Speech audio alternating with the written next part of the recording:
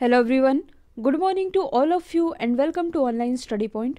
दोस्तों, आज की इस वीडियो में हम साइंस एंड टेक्नोलॉजी के उन टॉप 30 क्वेश्चन को सॉल्व करने वाले हैं जो कि इस साल चर्चे में रहे हैं। तो आप वीडियो के अंत तक बने रहिएगा क्योंकि सभी क्वेश्चन इंपॉर्टेंट है। और यदि आप लोगों को इस वीडियो की PDF चाहिए तो आप हमारा मोबाइल एप्लीकेशन भी इंस्टॉल कर सकते हैं, जिसकी लिंक डिस्क्रिप्शन बॉक्स में दी हुई है। स्टार्ट करते हैं। हमारा पहला क्वेश्चन, किस देश का पहला सैन्य उपग्रह जिसका नाम है NSS-2 ये लॉन्च किया गया है? तो देखिए, ये है साउथ कोरिया का यानी कि दक्षिण कोरिया का पहला सैन्य उपग्रह, जिसे अभी हाल ही में स्पेस एक्स के द्वारा लॉन्च किया गया है। स्पेस एक्स जो कि एलन मस्क की कंपनी है। यदि हम बात करें साउथ कोरिया की, जो कि 5G नेटवर्क लॉन्च करने वाला विश्व का पहला देश है। नेक्स्ट है, मौसम के पूर्वानुमान के लिए मौसम मोबाइल एप्लीकेशन ये किसने लॉन्च किया है? तो ये एप्लीकेशन कुछ समय पहले ही लॉन्च किया गया है केंद्रीय स्वास्थ्य मंत्री डॉक्टर हर्षवर्धन के द्वारा। और इनकी कॉन्स्टिट्यूंसी क्या है? तो इनकी कॉन्स्टिट्यूंसी है चांदनी चौक, दिल्ली। अभी हाल ही में WHO यानी कि वर्ल्ड हेल्थ ऑर्गेनाइजेशन की कार्यकारी समिति के अध्यक्ष के रूप में डॉक्टर हर्षवर्धन को ही चुना गया है।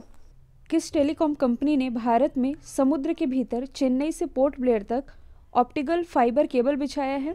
तो ये न्यूज़ चर्चे में रही है।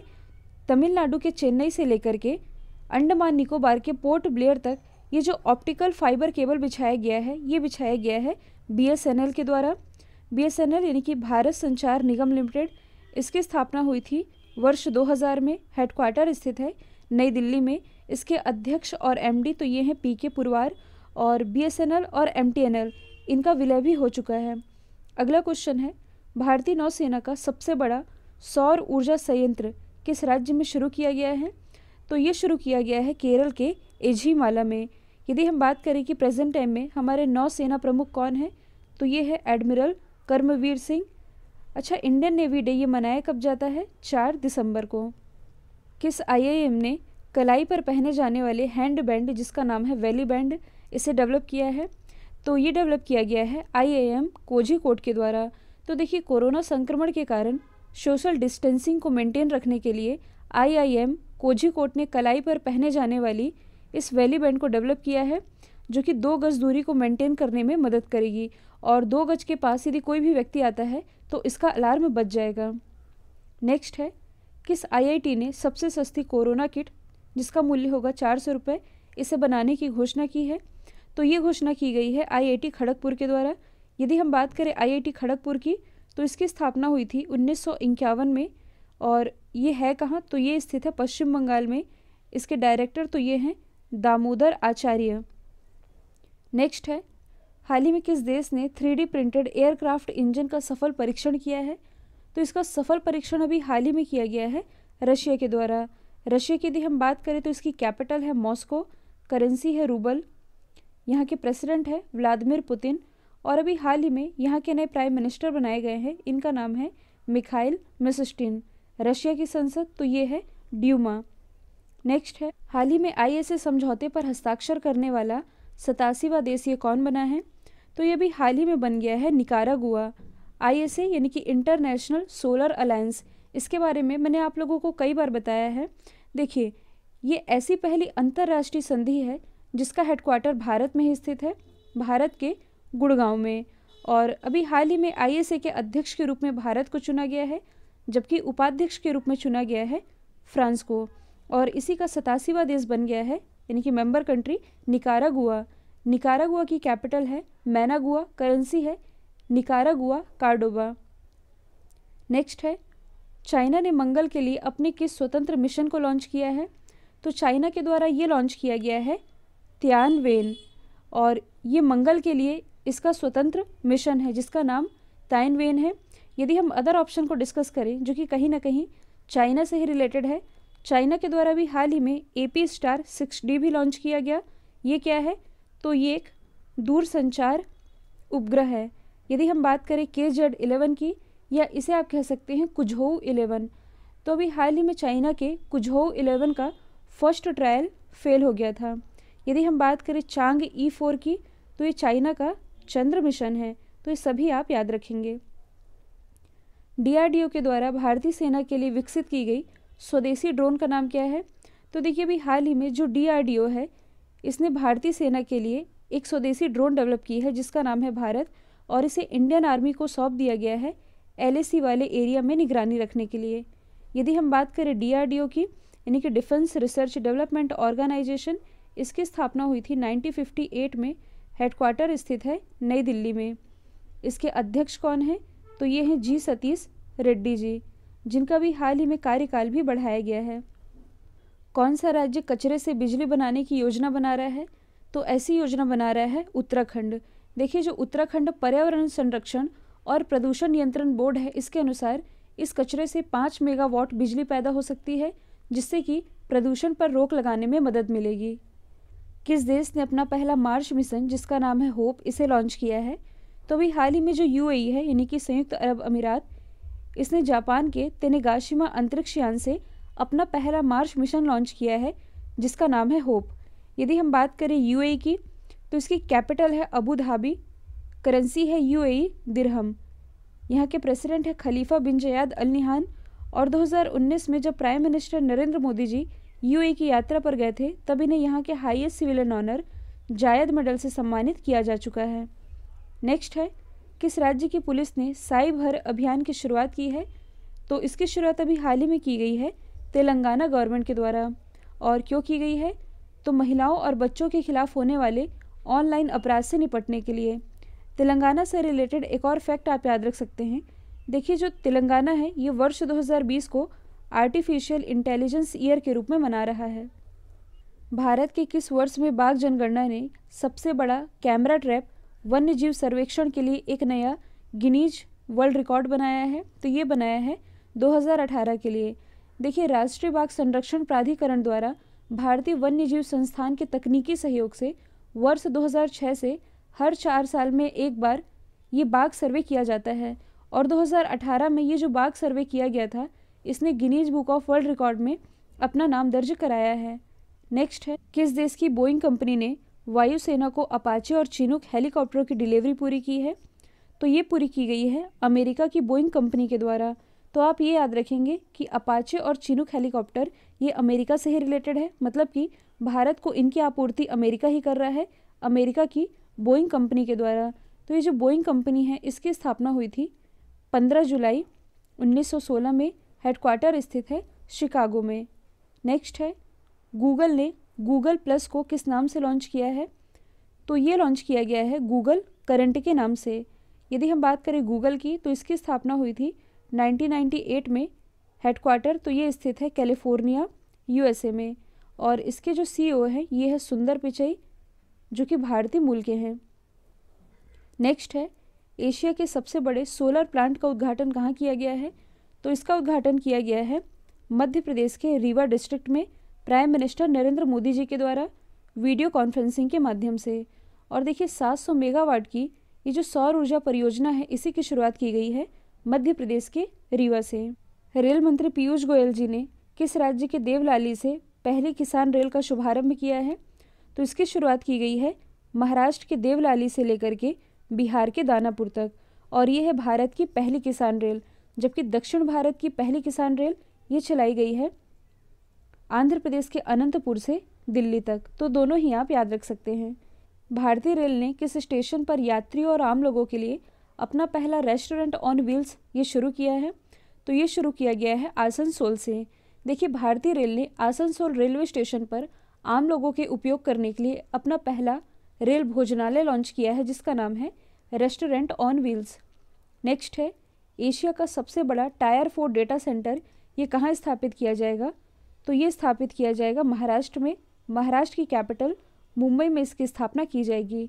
तो अब हम समझ लेते हैं डेटा सेंटर के बारे में। तो देखिए यदि डेटा सेंटर नहीं होते तो इंटरनेट का मज़ा ही किरकिरा हो जाता, और शायद ये यूट्यूब भी नहीं होता। तो डेटा सेंटर क्या है? ये एक ऐसा प्लेस है जहाँ बहुत सारा डेटा कहने का मतलब है कि जहाँ हज़ारों लाखों टेराबाइट डेटा इसे सेव करके रखा जा सकता है। अब इसका इंटरनेट से क्या लेना देना है? तो देखिए जो इंटरनेट है ये डेटा के माध्यम से ही तो पॉसिबल है। यदि इंटरनेट नहीं होगा तो डेटा भी नहीं होगा। और ये जो आप मेरा वीडियो देख रहे हैं ये डेटा ही तो है जो आप लोगों तक पहुंच रहा है। अब ये डेटा आप तक कैसे पहुंच रहा है? मतलब कि ये स्टोर कहाँ होता है? फॉर एग्ज़ाम्पल आपने इंटरनेट में कुछ भी सर्च किया है तो जिस चीज़ को आपने सर्च किया है उससे रिलेटेड जितनी भी इंफॉर्मेशन होती है वो आपके सामने आ जाती है। अब ये कैसे सामने आती है, मतलब कि उस चीज़ से रिलेटेड इंफॉर्मेशन कहीं ना कहीं तो सेव होगी, तभी तो आपके एक सर्च में सारे रिजल्ट शो होने लगते हैं। तो देखिए सिंपल लैंग्वेज में आप कह सकते हैं कि डेटा सेंटर एक ऐसा गोदाम या खजाना है जहां सब कुछ भरकर रख दिया गया है और आप जब चाहें तब इससे सब कुछ एक्सेस कर सकते हैं।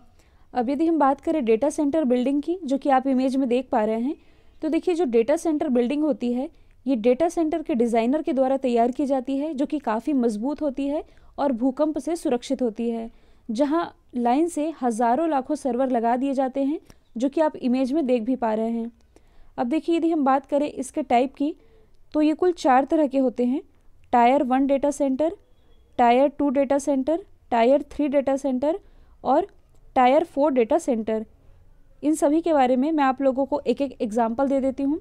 देखिए टायर 1 डेटा सेंटर बहुत छोटा आप कह सकते हैं, यह आपका घर या ऑफिस हो सकता है।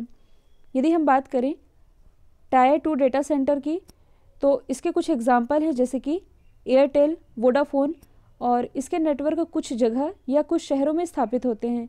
यदि हम बात करें टायर 3 डेटा सेंटर की, तो जो डेटा सेंटर को सर्विस प्रोवाइड कराती है, जैसे कि इंडिया की यदि हम बात करें तो नेट मैजिक करके एक कंपनी है जो कि डेटा सेंटर को सर्विस प्रोवाइड कराती है, तो ये आती है टायर 3 के अंतर्गत। यदि हम बात करें टायर 4 डेटा सेंटर की, तो ये एक मल्टीनेशनल कंपनी होती है जिनके बड़े लेवल पर डेटा सेंटर होते हैं, जैसे कि Google, Amazon, Facebook, Microsoft.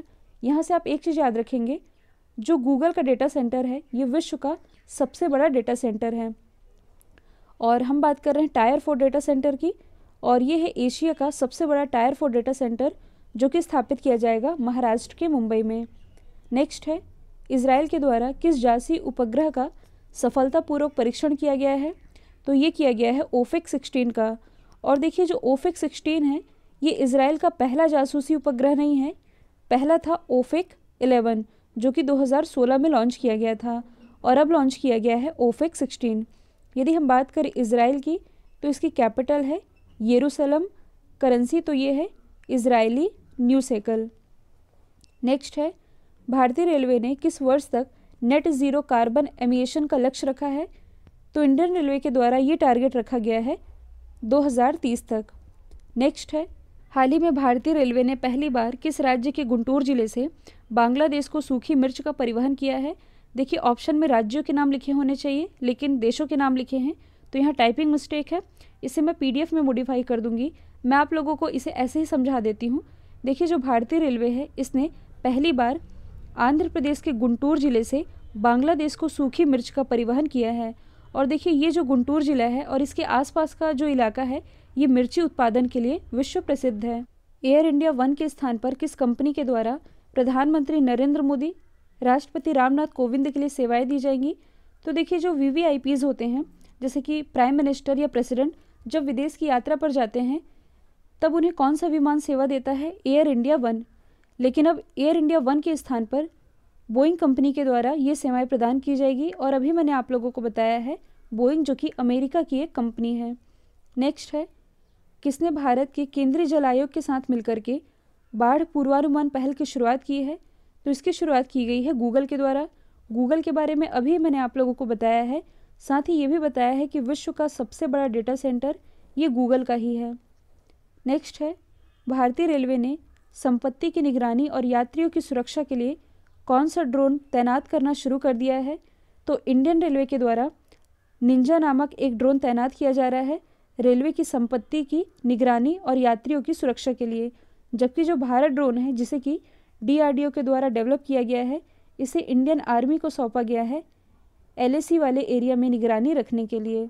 Arun 3 जल विद्युत परियोजना के निर्माण में भारत किस देश की सहायता कर रहा है, तो देखिए अरुण 3 जल विद्युत परियोजना, इसमें जो भारत है ये हेल्प कर रहा है नेपाल की। नेपाल की यदि हम बात करें तो राजधानी है काठमांडू, जहाँ सार्क का हेडक्वार्टर स्थित है। यहाँ के प्रेसिडेंट हैं विद्या देवी भंडारी, प्राइम मिनिस्टर तो ये हैं KP शर्मा ओली। भारत और नेपाल के बीच एक एक्सरसाइज होती है जिसका नाम है सूर्य किरण एक्सरसाइज। चेन्नई और पोर्ट ब्लेयर को जोड़ने वाली सबमरीन ऑप्टिकल फाइबर केबल का उद्घाटन किसके द्वारा किया गया है, तो इसके बारे में मैंने क्वेश्चन नंबर 3 में ही बताया है। इसका उद्घाटन प्राइम मिनिस्टर नरेंद्र मोदी जी के द्वारा वीडियो कॉन्फ्रेंसिंग के माध्यम से किया गया है और चेन्नई से लेकर के पोर्ट ब्लेयर को जोड़ने वाले इस ऑप्टिकल फाइबर केबल में किसका इस्तेमाल किया जाएगा? BSNL का। नेक्स्ट है, किस राज्य में भारत के सबसे लंबे नदी रोपवे का उद्घाटन किया गया है? तो ये है भारत का सबसे लंबा नदी रोपवे जिसका उद्घाटन किया गया है असम के गुवाहाटी में। और इस नदी रोपवे की लंबाई कितनी है? 1.8 किलोमीटर, जो कि ब्रह्मपुत्र नदी पर बनाया गया है। इसी से रिलेटेड अगला क्वेश्चन है, किस राज्य में विश्व के सबसे लंबे मंदिर रोपवे का उद्घाटन किया गया है? देखिए, लास्ट क्वेश्चन में हमने भारत के सबसे लंबे नदी रोपवे की बात की है, अब ये है विश्व का सबसे लंबा मंदिर रोपवे जिसका उद्घाटन अभी हाल ही में प्राइम मिनिस्टर नरेंद्र मोदी जी के द्वारा किया गया है गुजरात के जूनागढ़ से। देखिए, जूनागढ़ में जो गिरनार पहाड़ी है वहाँ एक मंदिर है जहाँ पहुँचने में, मतलब कि उस मंदिर तक पहुँचने में 2.3 किलोमीटर का ये जो सफ़र है इस रोपवे के माध्यम से मात्र 7 मिनट में पूरा हो सकेगा और यही है विश्व का सबसे लंबा मंदिर रोपवे। तो दोस्तों, ये थे साइंस एंड टेक्नोलॉजी से related top 30 most important question. यदि ये वीडियो आप लोगों को पसंद आया है तो एटलीस्ट इसे एक लाइक और एक शेयर करना बिल्कुल मत भूलिएगा। तो आज के लिए इतना ही। Thank you so much.